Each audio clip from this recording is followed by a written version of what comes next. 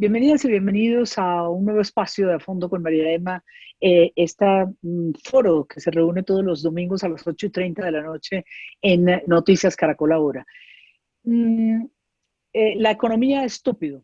Es una frase que no olvidaremos nunca aquellos que seguimos la política americana y del presidente Clinton, que tenía sobre su escritorio en la oficina oval de la Casa Blanca y que a todo el que entraba le tocaba mirarlo y él hablaba de empleo, empleo, empleo, hablaba de subsidios sí o no, hablaba de economía, economía, economía, y eso hacía la dinámica política exitosa de sus 8 años de gobierno. Esta no es la excepción, esta coyuntura en la que estamos. Y yo quería presentarle a tres grandes economistas que nos hablen un poco de un momento crucial. Estamos a 14 meses de elegir el nuevo Congreso de Colombia y a 12 meses de elegir el Congreso y a 14 meses de la salida de Iván Duque como presidente de las elecciones presidenciales en Colombia. Para hablar de ello tenemos a María Claudia Latour, fue nuestra ministra de Comercio, Industria y Turismo y hoy es la directora ejecutiva de la Cámara Colomboamericana. A Luis Fernando Mejía, viejo colega y amigo de Planeación Nacional y ahora dirige el tanque de pensamiento más importante en temas económicos como este desarrollo. Y por supuesto a Ricardo Ávila, que manejó las riendas del diario económico más importante del país, de portafolio, y ahora lo hace analizando economía desde el tiempo. Así que bienvenidos y María Claudia, quería empezar por usted. Este momento político hace las cosas aún más difícil, sobre todo con un sonajero de economistas enorme que está ahí dándole rueda a las posibilidades de convertirse en presidente de Colombia. Buenas noches, María Emma, y muchas gracias por la invitación. Es un placer estar aquí hoy con ustedes y compartiendo con Ricardo y Luis Fernando este panel. Definitivamente el momento es un momento muy complejo y no solamente por las circunstancias del momento que entramos a un año electoral, sino también por lo que viene desde el año pasado con los resultados de la pandemia. Hemos tenido transformaciones en todo sentido, en la vida familiar, comercial, política, pública, empresarial, internacional. En fin, ha sido un proceso bastante complejo, no solamente para las empresas, sino para todos los ciudadanos y todos los colombianos, que ha puesto de relieve un decrecimiento y una pérdida del 6,8% en el crecimiento de la economía colombiana en el 2020. Eso lo hace muy complejo. Y si a eso le sumamos, pues obviamente lo que estábamos mencionando del momento y el contexto de año electoral, pues se vuelve un poco más complejo. Es un momento de tomar decisiones acertadas, es un momento de mirar las acciones que se van a desarrollar este año para que el país pueda realmente recuperarse. Y en ese sentido yo creo que hay variables importantes como son el proceso de vacunación masiva que va a ser indispensable para lograr una recuperación económica y al mismo tiempo una estabilidad en muchas de las políticas públicas para lograr que los empresarios, que son el gran motor de generación de empleo, puedan seguir haciendo ese proceso. Y yo diría, en la nueva coyuntura de Estados Unidos, usted que está frente a la Cámara colomboamericana, en esta nueva coyuntura, ¿habría alivios? Es decir, cuando uno mira con envidia ese 1,9 trillones de ayuda económica, claro, es un banco más rico que el nuestro. ¿Usted cree que esa mejor relación con el gobierno del presidente Biden nos va a poder ayudar también en temas económicos y no solamente de drogas o de otro tipo de auxilios? Pues Estados Unidos ya comenzó su plan de apoyo a todos los ciudadanos americanos y ha venido trabajando en hacer ese proceso. De hecho, le acaban de aprobar al presidente Biden un plan bastante ambicioso para lograr generar esa recuperación. Un Estados Unidos que consuma, un Estados Unidos que siga desarrollándose y un Estados Unidos que siga creciendo va a ser beneficioso para Colombia. Sin embargo, obviamente las problemáticas y toda la recomposición que se tiene que desarrollar dentro de Estados Unidos va a acaparar por este año y creo que para el año entrante toda la fuerza y todas las acciones del gobierno del presidente Biden. Colombia y Estados Unidos tienen una relación estable, es una relación que viene de muchos años. De hecho, el año entrante cumplimos 200 años de relacionamiento con Estados Unidos y hay unas políticas que se vienen dando desde hace varios años para acompañar a los empresarios americanos a entrar y hacer todo el proceso de regionalización en Latinoamérica. Y Colombia, pues obviamente es uno de los grandes aliados. Este proceso ya se venía haciendo desde el año pasado a través del DFC, que es el Banco de Desarrollo de Estados Unidos, donde está ya desarrollando inversiones en conjunto con empresarios americanos en diferentes sectores, principalmente infraestructura, energía renovable y agricultura. Entonces sí creemos que va a seguir dándose ese proceso, de hecho se va a fortalecer, sin embargo, la recuperación de Colombia tiene que desarrollarse desde Colombia. Obviamente va a haber procesos muy interesantes que van a ayudar a nivel internacional, pero sí se requiere de un apoyo contundente de las políticas públicas, un apoyo contundente del gobierno, mirar el tema de las reformas que se están planteando que ayuden en el proceso de desarrollo de empleo, reducción de la informalidad y una solidaridad de todos.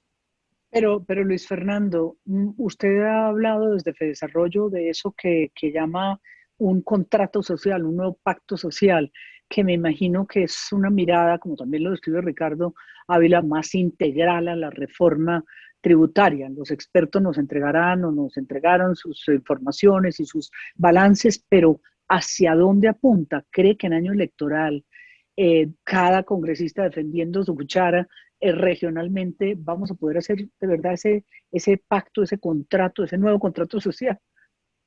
María Emma, primero que todo, con un saludo muy especial para ti, para María Claudia y por supuesto para Ricardo. Pues a ver, yo soy optimista, por supuesto, las crisis abren esas oportunidades, ¿no? De poder resolver problemas que hemos dejado madurar como sociedad durante los últimos 30, 40 años. Colombia ha avanzado muchísimo en materia económica, en reducción de la pobreza extrema, también en reducción de la desigualdad de ingresos. Por supuesto, ahí están esos temas. Pero también la pandemia ha puesto de presente o ha desnudado estos problemas estructurales con los que todavía continúa nuestra economía y la sociedad. Entre ellos, por ejemplo, que todavía después de tantos esfuerzos tenemos una tasa de informalidad laboral del 60%, es decir, apenas el 40% de los trabajadores tienen un empleo formal de calidad. Temas como por ejemplo que nuestro sistema de protección a la vejez apenas cubre al 25% de los adultos mayores en edad de pensión, dejando por fuera el 75% de estos adultos mayores.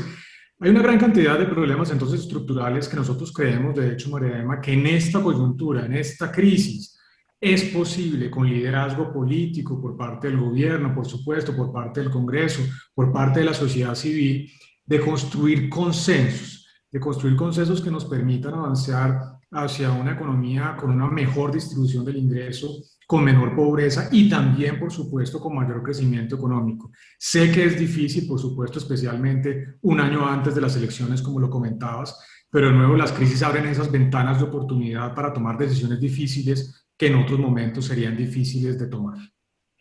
Y Ricardo, ¿cómo lo ve? Usted que debe pertenecer al ala de mi familia, que es la pesimista, ¿cómo lo está viendo? No, sí. En año preelectoral, exacto. No, veo que de todas maneras, aún dentro de las complejas realidades políticas de Colombia, quienes toman la decisión en el Congreso y aspiran a que su respectivo candidato o colectividad llegue al poder, piensan mejor que lo arregle el que se va y no el que llega. Porque efectivamente la herencia, si no se hacen las reformas necesarias que va a encontrar el próximo gobierno, va a ser muy, muy complicada. Y adicionalmente un tema, incluso antes de las elecciones, que yo creo que debería llevar al establecimiento, si se puede utilizar esa palabra, a hacer la reflexión de por qué son importantes las reformas y por qué, por ejemplo, la propuesta que presentó Luis Fernando debería dársele toda la atención y la consideración seria que merece. Y tiene que ver sobre todo con el peligro de que en Colombia haga carrera el populismo. Nosotros en elecciones anteriores nos hemos salvado de esa enfermedad que pues, se ha visto en múltiples capitales de América Latina. Y si llegamos a las elecciones de marzo de 2022 con una situación económica compleja y con un problema social muy significativo, pues es indudable que en río revuelto ganancia de pescadores. Y a mí sí me preocupa pues que aquí prosperen las malas ideas que suenan tan atractivas y que presentan las soluciones fáciles y lo que daríamos es una especie de salto al vacío que creo que no nos podemos dar el lujo de dar. Porque usted también ha hablado en ocasiones recientemente, tal vez en su análisis, de empeñar las joyas, las poquitas que nos quedan, entre ellas, pues, lo que es la venta de ISA a Ecopetrol. ¿Les afana a ustedes que de pronto no esté el gobierno, ni Carrasquilla como ministro, manejando las cosas bien para esta recta final? No sé, Luis Fernando, Claudia, ¿cómo lo ven? Pues María Emma, mira, pues aquí de nuevo es esperar lo mejor, por supuesto, prepararse para lo peor. La situación fiscal es tremendamente complicada, muy difícil. Realmente los anuncios que hizo hace algunas semanas el Ministerio de Hacienda en términos del plan financiero muestran una realidad realmente con un panorama muy desalentador. Un déficit fiscal para este año del 8,6%, por encima del déficit observado durante el pico de la crisis, que fue el año pasado. Un plan financiero que ha puesto algo nervioso, por supuesto, al sector financiero, a quienes financian esa deuda pública del gobierno. Y eso pone de presente, por supuesto, como lo decía Ricardo, la urgencia de resolver problemas muy grandes, no solamente en materia tributaria, sino también en materia laboral y pensional.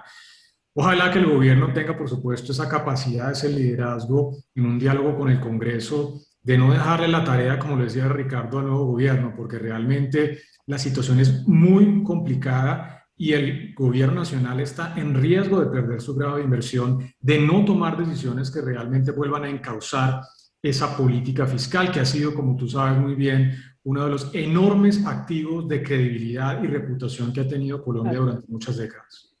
Sí, porque yo creo que las calificadoras, y María Claudia me corrige, eh, tal vez le apuestan, como Ricardo decía, a un país como Colombia, ¿no? Que dentro de la región, ahora en abril que tenemos las elecciones en Ecuador, la segunda vuelta, tenemos el plebiscito en Chile, que va a ser muy complicado, tenemos elecciones en Perú el 11 de abril. Entonces, la situación, mejor apostarle a los menos malos, y los menos malos sí somos nosotros.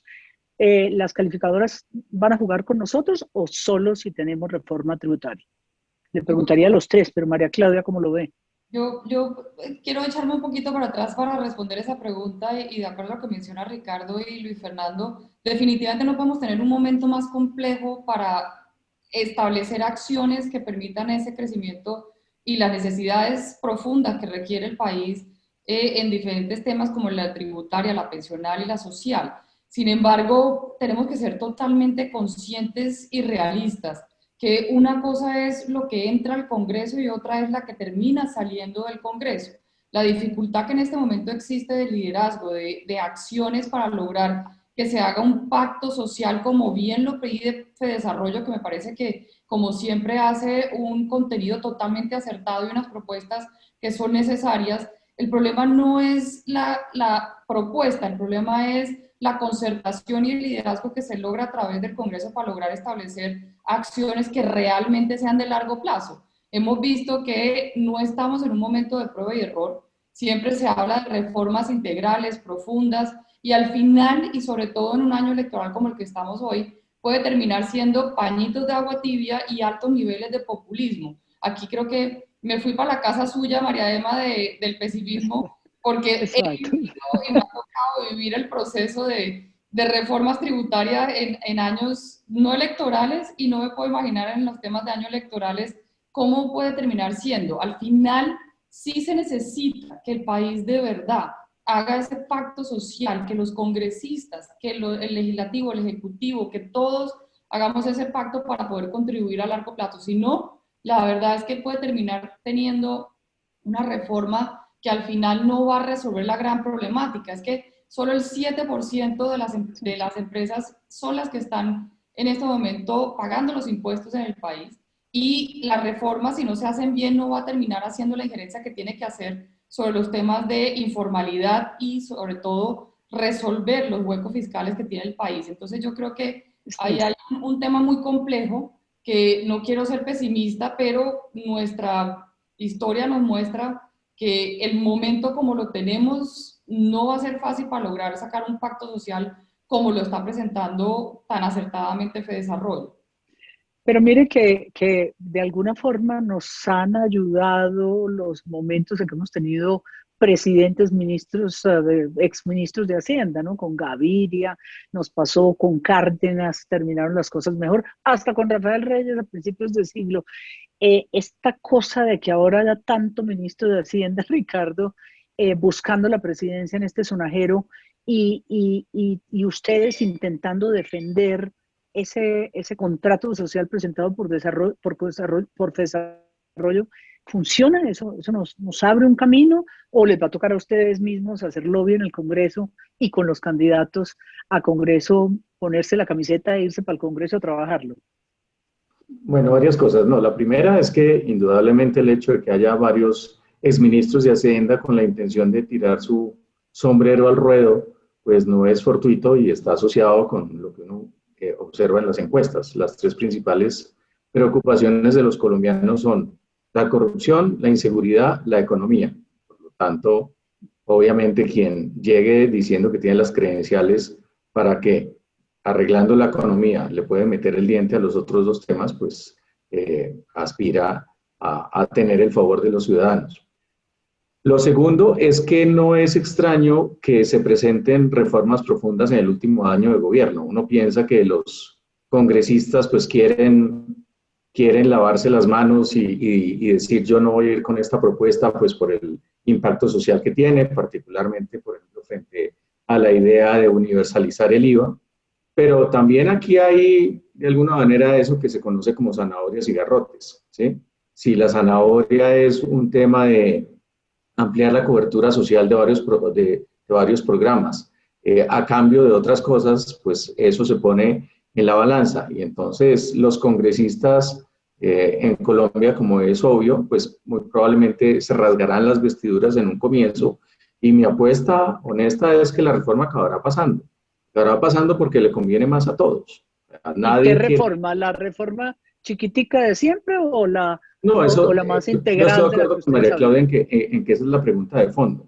La verdad es que en el año 2018, cuando Iván Duque presentó su propuesta, que después tumbaría la Corte Constitucional y que volvió a ser reeditada en la siguiente legislatura, pues sí sucedió algo y es que lo que entró acabó siendo muy diferente de lo que salió y que hubo una especie de caja negra y ojalá que eso le sirva de lección a este gobierno en el sentido de que no puede perder el control de la propuesta y el riesgo es que se cree aquello que se conoce como una especie de Frankenstein en el sentido de que es una colcha de retazos que no tiene de alguna manera coherencia. Ese es el peligro, pero aún con ese peligro yo honestamente creo que el Congreso le daría la luz verde una vez más porque sabe lo que viene después. Es que esto no es, como bien me dijo Luis Fernando en el artículo que escribí sobre la propuesta de ellos en el tiempo. Lo más fácil es no hacer nada. Pero el problema es que no hacer nada es realmente exponerse a un lío de marca mayor, pero marca mayor con mayúsculas, que nosotros no hemos conocido en tiempos recientes y que realmente nos podría crear a todos los colombianos, no al gobierno, sino a todos los colombianos, problemas serios en nuestra economía individual.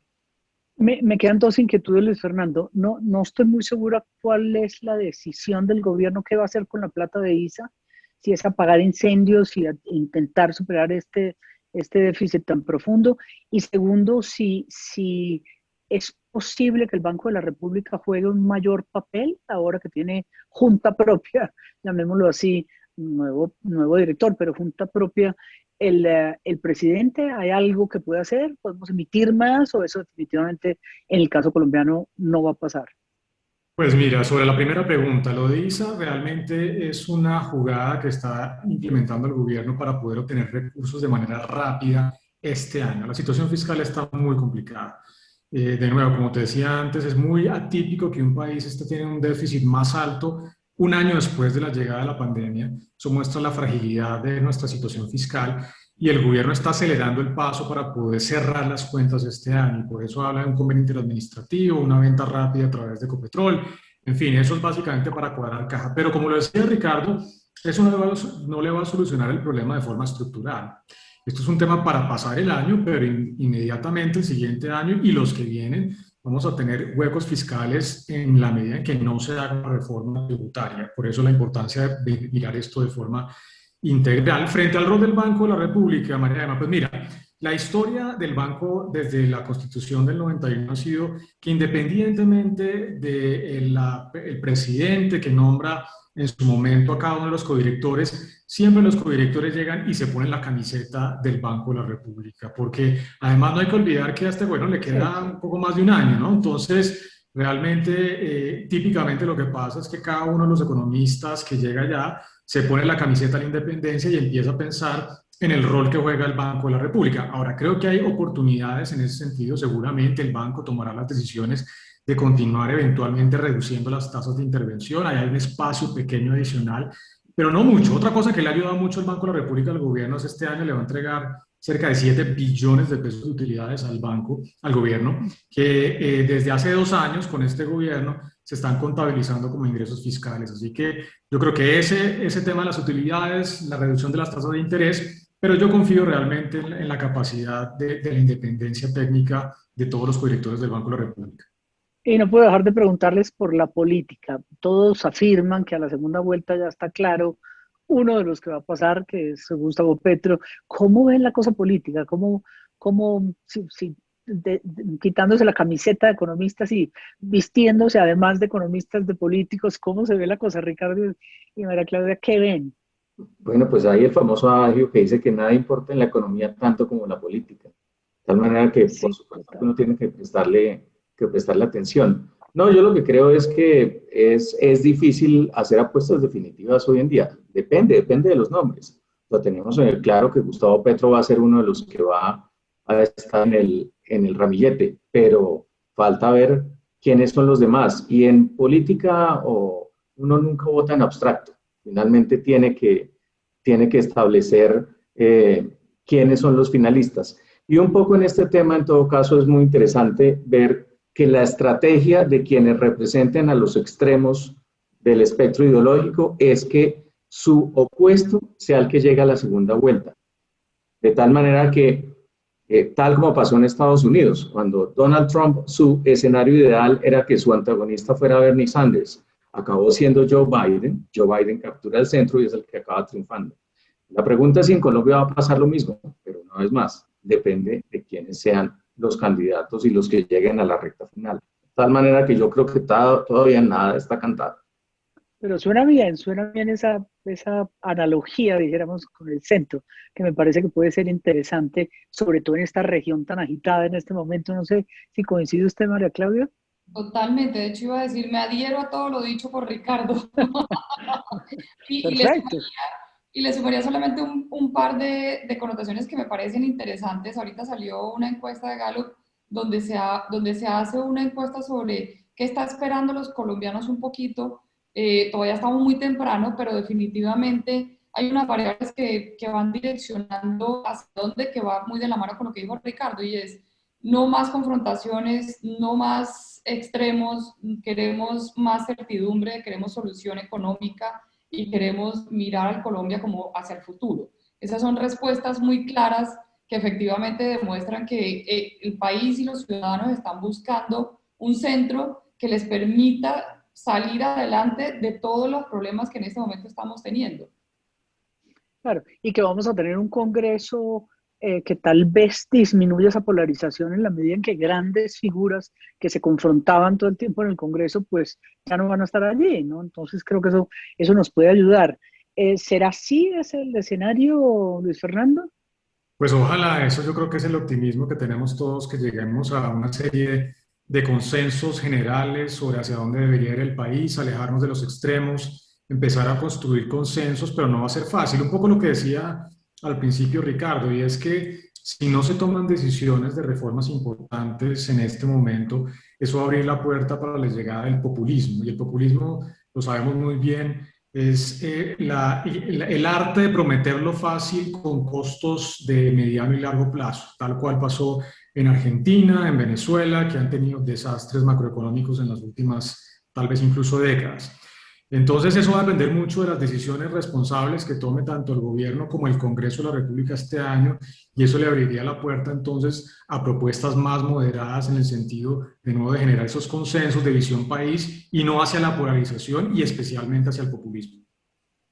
Pues me gusta mucho esa conclusión final a este nuestro programa y no puedo dejarlos ir sin una palabrita sobre el BID, la Asamblea del BID en Barranquilla y la posibilidad de capitalización. ¿Se va a dar o el momento político no es el más apropiado? Empiezo por María Claudia en Estados Unidos y con el presidente que tenemos en el BID, como Mauricio Cuarón. Me ponen aprieto, María Emma. Pero cree que puede haber, esa es la estrategia, me imagino que buscarán todos Necesidad. los jefes de Estado, ¿no? Cuando uno mira, hay una necesidad no solamente de esa capitalización, sino que los países de Latinoamérica necesitan, hoy más que nunca, un Banco Interamericano de Desarrollo fuerte, fortalecido y apoyando. Entonces, efectivamente la necesidad está. Y las acciones para cumplir con esas necesidades creo que son acciones que se han presentado y que el nuevo presidente ya ha puesto sobre la mesa, que son coherentes con esa necesidad de los países latinoamericanos. Entonces, no podría decirle que sí o no, lo que sí es que es real y es necesario. Pues confiemos en que así sea y de verdad muchísimas gracias. Este mes de marzo va a ser un mes que concluirá en forma muy importante con hechos económicos definitivos y con unos candidatos, dijéramos, en esa recta final al Congreso que lo hacen muy interesante. Así que gracias a los tres por haberme acompañado y gracias por ese contrato social que creo que nos da una muy buena base, como todos coinciden, desde FEDesarrollo. Así que Ricardo, María Claudia y por supuesto Luis Fernando, gracias a los tres por acompañarnos. Muchas Gracias a gracias. ti. Saludo muy especial. De verdad los esperamos este próximo domingo con otro programa en A Fondo con María Emma por Noticias Caracol Ahora. Muchas gracias, 8:30. No se nos olvide el domingo próximo.